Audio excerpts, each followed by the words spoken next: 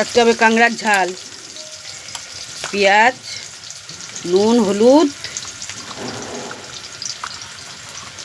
একটু গুঁড়ো লঙ্কা,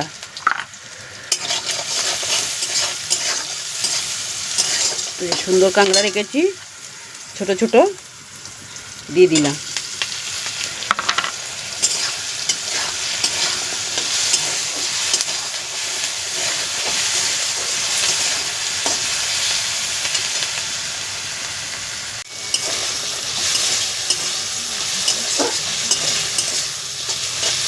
প্রায় ভাজা হয়ে গেছে, একটু গরম মশলা দেবো, দিয়ে নামিয়ে নেব।